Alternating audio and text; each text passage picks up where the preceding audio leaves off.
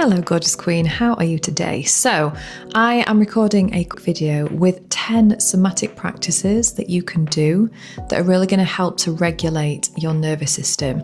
Now, I've been in business for over 10 years and I've also been a single parent for over 10 years. And bringing those two together and dealing with life challenges along the way, what I found was when I was in a dysregulated state, which means that I had been dealing with so much on my own. I'd been dealing with so many challenges, so much stress.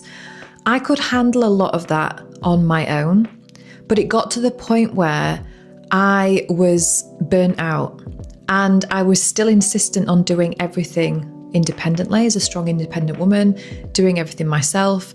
But it got to the point where my body just said, no more.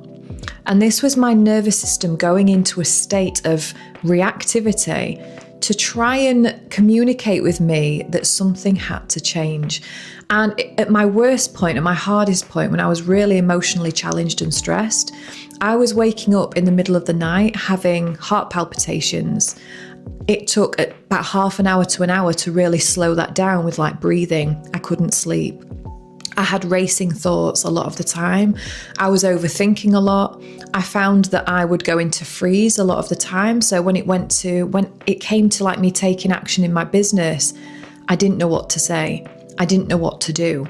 I had so many limiting thoughts about myself and about, can I make this happen? Is it possible for me? Am I even capable of doing this? Like all of that would happen. And that's because I was dysregulated. And I wasn't seeking like real guidance and real support. So it was at that time, which is probably about 3 or 4 years ago now, I invested in a one-to-one coach who specialized in nervous system regulation. And we worked together and I was able to share with her, what was actually going on in my life, all the different challenges that I'd experienced that had sort of led to the point of me being at that point of stress and burnout. And she was able to just hold space for me, offer me kindness, offer me love and compassion for, what I'd experienced and what I'd been through. And then she also shared some of the practices that I'm going to share with you today. And there are also some of these practices that have really helped and served me and my clients over the years when it comes to like really grounding in who we are, having that confidence and leading from a place of alignment, from flow and from regulation. So I'm really looking forward to sharing these 10 steps with you. Let's dive in.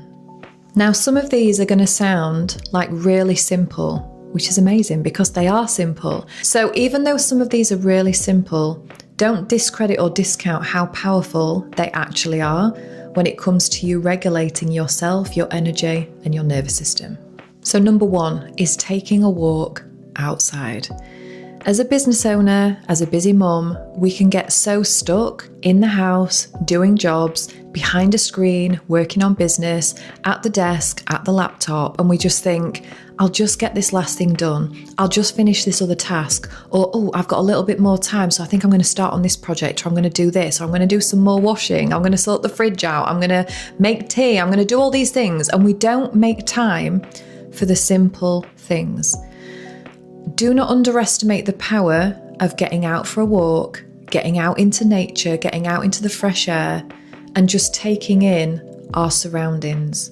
Like if you can get somewhere where there are trees, where there is running water, where it is quiet, then that's even better. If you can't, that's fine. Just getting yourself out into the fresh air, into the daylight, into the sunlight, if there is some sun, really is beneficial for our nervous system. And also making sure you don't have earbuds in, you're not listening to someone, you're not listening to music. It like really gives your body the opportunity to just be in its environment, to be present, and to also, if you walk with your head down facing the floor or looking at your feet, I want to encourage you to lift your eyes up, lift your head up, start to take in your surroundings, start to look around. And you'll find that just by doing this and being present in your environment, you'll start to relax. Because again, I know so many people go out with headphones in, they're listening to a podcast, they're listening to music, and the brain, the mind, the body never really gets the opportunity to just be. So getting out for a walk is number 1. Number 2 is anchoring down into the ground.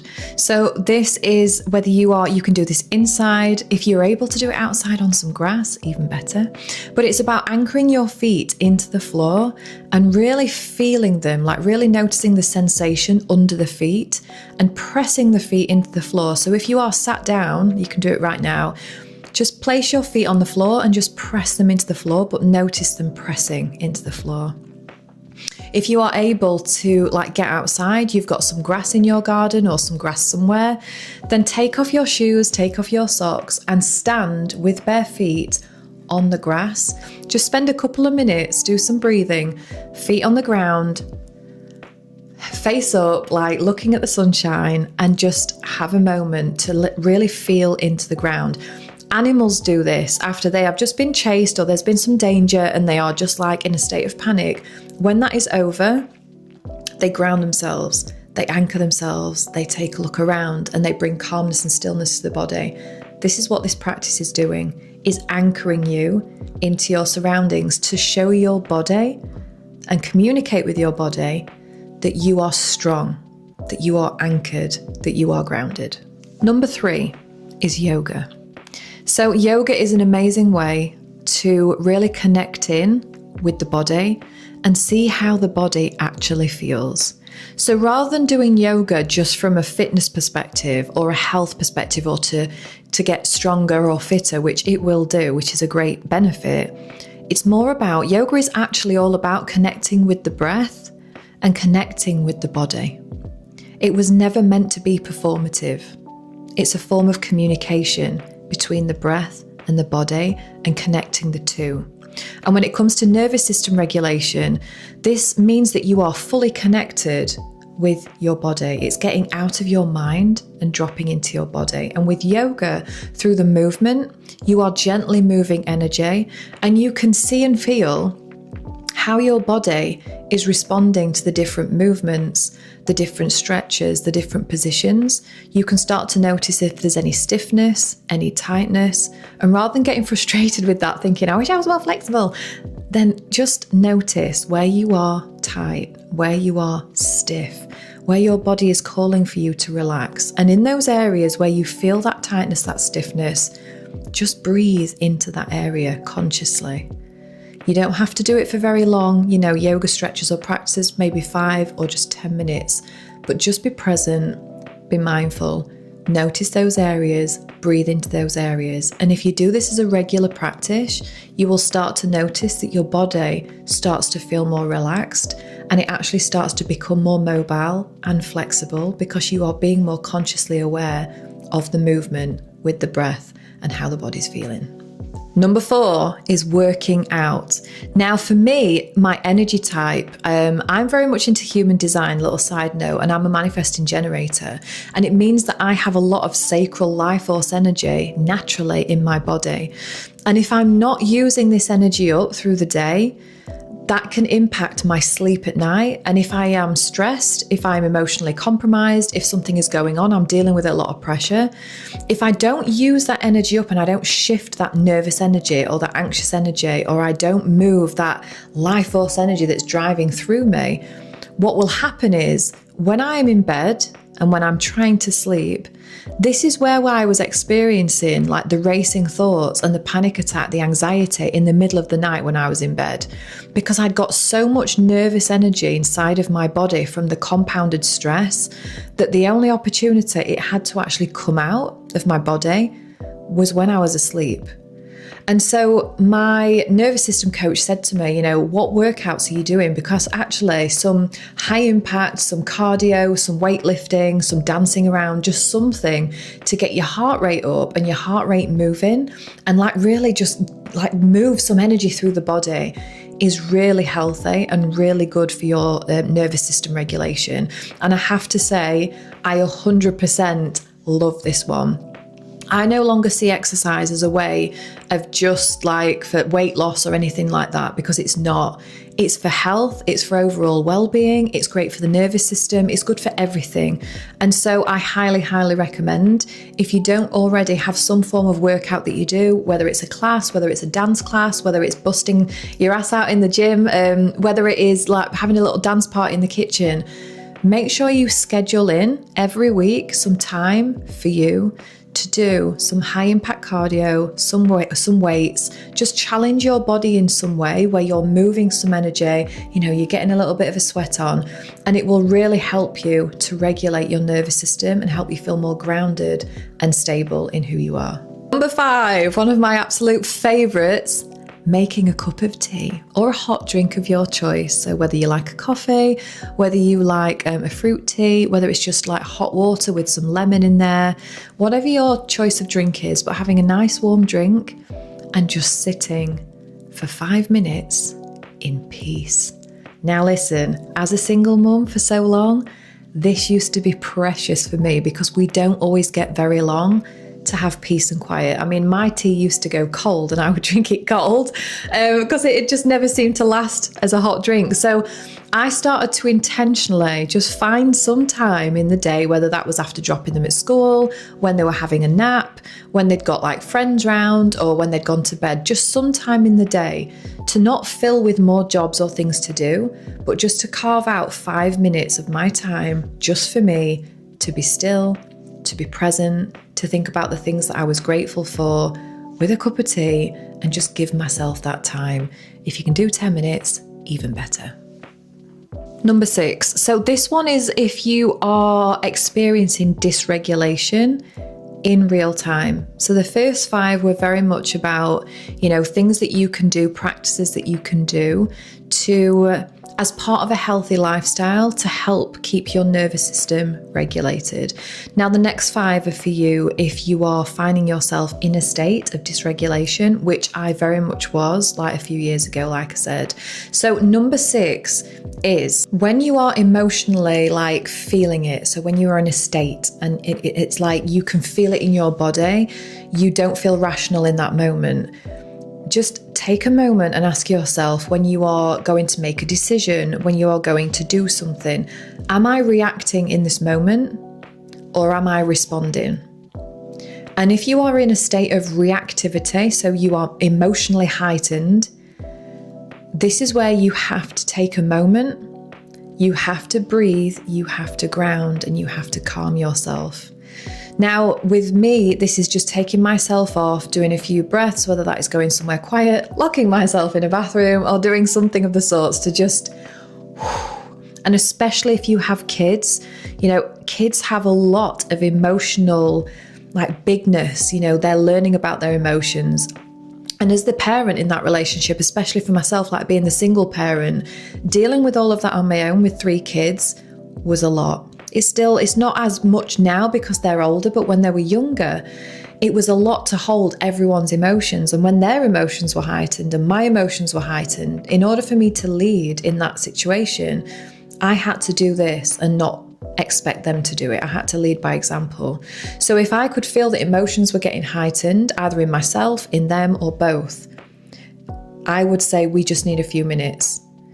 You need to have some time just over there. I need to go in a different room. We just need to calm ourselves down and then we can come back to communicate. Because if not, we go into a state of reactivity. This is where we say things we don't mean. This is where we can shout. This is where anger comes out. This is where, and then with the response that we get from the other person is exactly the same. They will mirror our behavior. There is shouting. There is all of that. And then we all feel like shit. It's not a vibe. So feeling dysregulated, it's noticing what brings that up. And I noticed in my kids, like when they were frustrated or angry, like their anger would trigger me and I would start to feel my emotions rise to meet theirs, because I very much feel other people's emotions as an empath. Also as well, before I did a lot of the work that I've done, if someone had an opinion about me, or if someone gave me their opinion or was judgmental towards me, that would impact me. And I would go into a reactive state and be in dysregulation because of what that person had either said or what they were thinking. about me or about something that I'd done. So again, it was me actually looking at, what is this actually triggering within me? Noticing what the trigger actually is and what I'm making it mean about me. And then just taking a moment to just take myself away, ask myself those questions like, am I reacting now from a place of like, or am I responding from a place of being grounded? And if you are in that state of reactivity, I encourage you to create space for yourself, take yourself off somewhere. And if you are in an argument with someone, because this is where it can come up the most, rather than just storming out and slamming a door, it's communicating the fact that, you know, I just need a minute. I need to just go and have a few minutes to go and calm down. Because if not, you know, I don't want to say something that I regret, or, you know, communicate that to the person. I need to go and have 5 or 10 minutes, but I will pick this up. All right, we would talk about this later, or just whatever, you know, rather than just leaving it as nothing or going slamming a door. So are you reacting or are you responding? And the goal is, with the nervous system regulation, is to get out of that reactive state, return to a state of responding, and finding the ways through the things I'm going to share, finding ways to get you to a state of regulation rather than reactivity. Number 7 is orienting. So orienting is like taking a seat somewhere, or you can be stood. I like to sit down to do this, and just taking a moment to just take in your environment.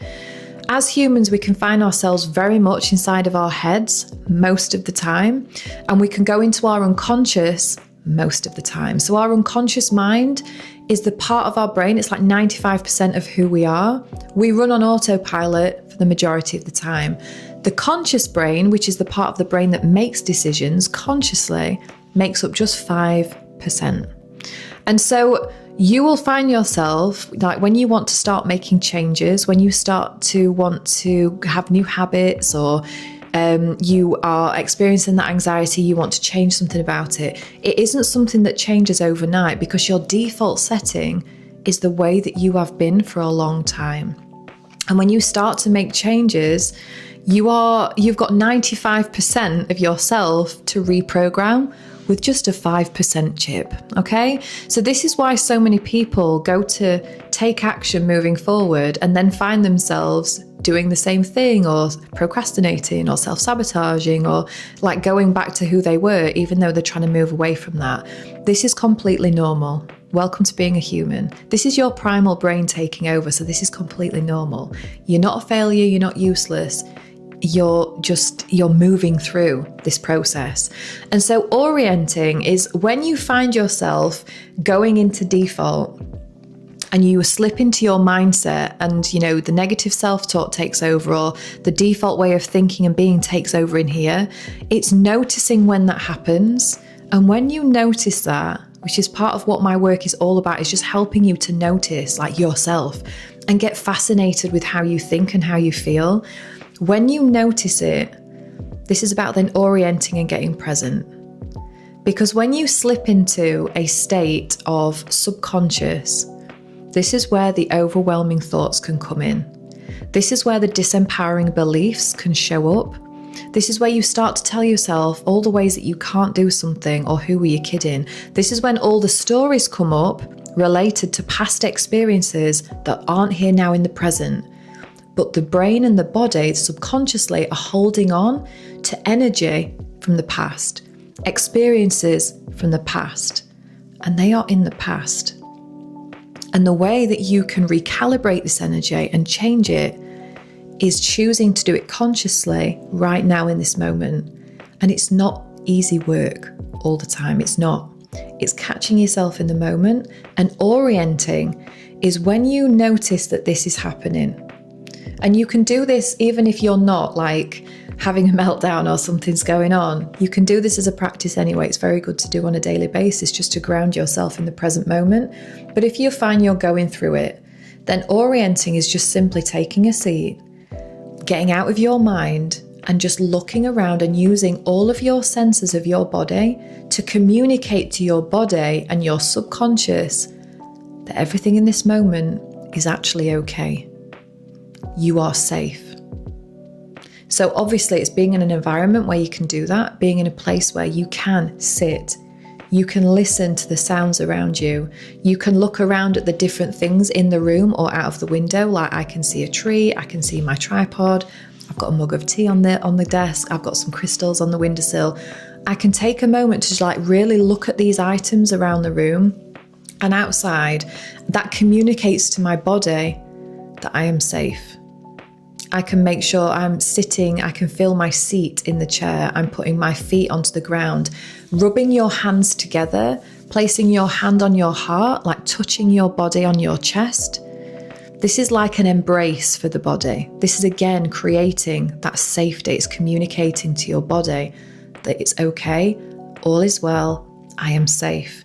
And when you do this in the moment, when you are in that dysregulated place, it brings you back to the present, and you are able to then rewire your thoughts, your feelings, and those stories. It's making sense of those things. It's no longer giving power to those things. And it's you bringing reassurance to yourself in the present moment that everything's okay. This is the sort of work that I do with my clients, like on a much deeper level inside of my coaching membership, Self-Led, and also in my mastermind immersion.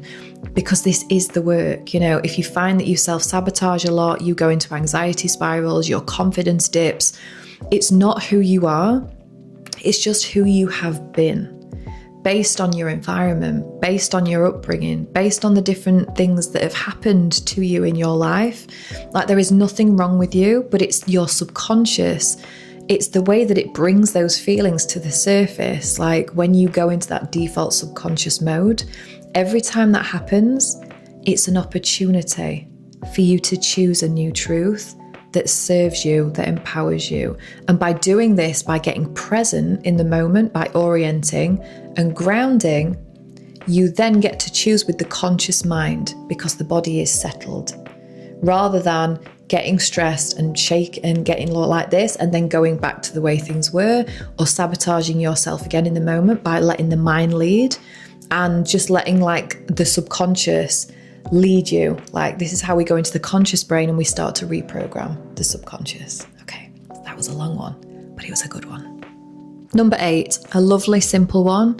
This one is where we're just going to place our hand on our heart, like I said in number 7, where we have that embrace.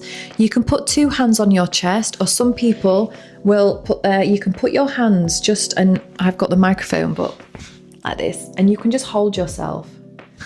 And having that physical embrace with self, again, just brings the body, it's communicating with the body that I am safe, that you are safe, that all is well. And also it's an opportunity when your hands on your chest or you're holding yourself, is to actually talk to yourself and give yourself reassurance verbally, rather than it just being all in your mind. It's an opportunity for you to speak to you. And this is starting to notice your self-talk about yourself and how you speak to yourself, because I want you to talk to yourself like you would speak to a loved one. If you had a friend who was going through it right now, or you had someone who was anxious or feeling unsure or questioning themselves or doubting themselves or in a state of overwhelm, what would you say to them? How would you remind them of their power? How would you tell them just how amazing they are? All the things that they've achieved, all the things that they've done in their life, all the things that they do, and they don't even realize they do it. They just do it. This is an opportunity for you to do that for yourself. And you might feel a bit silly doing it, and that's okay.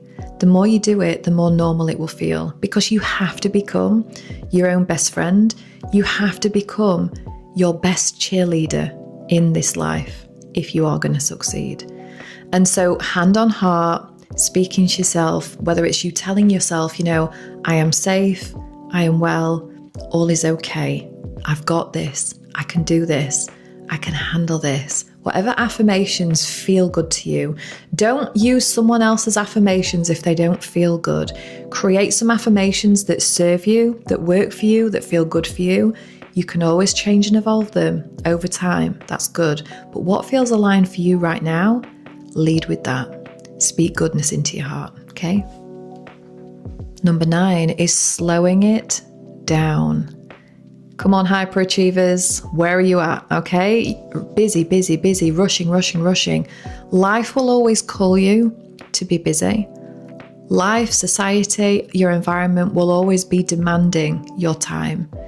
And this is where you have to consciously take your power back and not feel guilty for doing that. So if you find yourself in that state where you're rushing around, where you're feeling stressed, where your time feels like it isn't yours and you are like, you're starting to feel it, this is about taking your power back because your time is so precious. And this is about slowing down, not speeding up. I know like women that come to work with me, especially in business, feel like, they can't do certain things in their business because it's going to require more of them. When actually, when we look at their life and then we look at their business and how they're leading it currently, there are some things that can be changed. Like I said, they're just running on autopilot. You are probably doing things the way you've always done things, but for things to be different, you've got to start doing things differently. It's going to feel unnatural. It's going to feel not normal. It's probably going to go against the grain or against most people. And that's okay because you're not like most people. You don't want what most people want. What is it that you actually want? I know that you don't want to be stressed. I know that you want to lead your life and business in alignment. So you have to take your power back by slowing down. Once you have slowed down and once you are grounded, once you are regulated, once you are in your power, you can speed up because that speed comes from alignment. It comes from desire. It comes from aligned action. It doesn't come from pressure. It doesn't come from stress, like prolonged, and it doesn't come through sacrifice. So slowing down, notice your breathing. When was the last time you took some time out to just breathe, to slow down your breathing? Because most of us humans don't breathe deeply enough. So just taking a few moments, especially if you're dysregulated, to take in some deep breaths in and deep breaths out. And doing this for about 5 counts will really help to, again, just regulate the body, to slow down, just to slow down the energy, to get you off that treadmill and to just get you grounded and centered in who you are. Let's get you back in your power. And then finally, number 10, this is vocal release. Now, so many women have been trained to be quiet, and I bet you're the same. Being quiet, being the good girl, not ruffling feathers, not saying much, just keeping things in here. And that's been your reality for a very long time. And so when it comes to vocal release, this is something that you can do on your own. And it's also something you can do as a co-regulation. And this is something that I offer my clients, the co-regulation part. So on your own, just taking some deep breaths in, and then letting out a sigh. Creating some noise as the exhale, as the energy leaves the body, like really getting the throat chakra working through sound. This can be not just through the breathing and through the release, and you can do this with different yogic breathing. There are different sounds, different ways that the tongue can be positioned in the mouth just to move the energy out of the body and to really shift the energy and wake up the body as well. And also to regulate the body if you've been holding on to a lot for a long time. So there's the breathing, there's also talking, the power of communication. If you are someone that holds on to a lot in here, and you are independent, you are strong, you are the one who everyone turns to when there's an issue, a problem, you can sort it, you can handle it, you can deal with a lot of stress and a lot of pressure, I can relate to that. That will build up over time if you don't have an outlet to communicate things to. Like if you've not got someone that you can speak to about what's actually going on for you, you holding all of that plus everything else around you is a lot. And you can hold it for a while, but after so long, it will start to impact you. And this is what I found and what I experienced and what led me to burnout and to me being like really severely dysregulated in my nervous system. Because I didn't want to be a burden on anyone else. I didn't want to be putting all of my problems and stress onto other people. And I was a coach. I am a coach, I get it. This is where, like I said, I opened up to and I found someone I could trust in my nervous system coach, where I could actually talk about what's on my heart. And what happens with the vocal release is when we are talking about things that we've either been holding for a long time, we've been dealing with, we've been leading with alone, and we communicate that with a safe human, like someone who isn't reactive, someone that just holds space, someone that has compassion. And this is something that I do for my clients. The energy release just through the communication of the voice is one thing. But what you will also find is often there are emotions that follow that communication. So for example, the body can sometimes start to feel a little bit shaky. You may find that you feel emotional to the point where you've got tears in your eyes, or you cry. And your body responds and has a good old snot bubble cry. And that's something that you'd usually feel ashamed or embarrassed about. If you are in the right dynamic and you have the right human sat across in front of you, all they will do is hold space for you. And it's an opportunity for you to co-regulate with someone else. Now, the power of that is game-changing. This is what I experienced with my coach, and this is something that I offer for my clients, whether that is inside of Self-Led, if they want to share things in there, in my mastermind immersion, or I also offer private mentorship as well for women. This is for women that hold a lot. I know if you're anything like me as an independent woman, you have done things yourself for a long time because you can, but it doesn't mean that you should. You deserve the support, you deserve to be celebrated, you deserve that guidance and that space for you to be just you, to be able to share, to be able to co-regulate. And so the final one, like I said, is the vocal release. Have you got a safe space or someone that you can talk to about anything? About your deepest, darkest things, experiences, or the things that carry shame for you, or the fact that, your kids are driving you crazy, or you're finding it really hard as a parent right now, or business is just so challenging, or are you dealing with it all yourself? I invite you to either take some breaths and release some energy through sound, or I also encourage you to find a safe space and a human that you can actually speak to open up to be able to co-regulate with. And whether that's with myself, if you choose to connect with me further, if you want to learn more about obviously what I offer, DM me and let's have a conversation. And if you'd like to learn more about me, about my work, you can find me on Facebook, you can find me on Instagram, and you can also find me on YouTube as well. Just search for Louise Elizabeth Blood and you will find me across all platforms. And if you want to have a conversation with me about what it is that I offer, reach out to me on the DMs, either on Instagram or on Facebook. You can also email me at hello@louiseblood.co.uk, or you can find more about some of my offers by going to the link in my bio on Facebook or on Instagram. If you found this video to be really helpful, then I encourage you to either tag a friend or share it with someone who you feel would benefit from all of these 10 tips.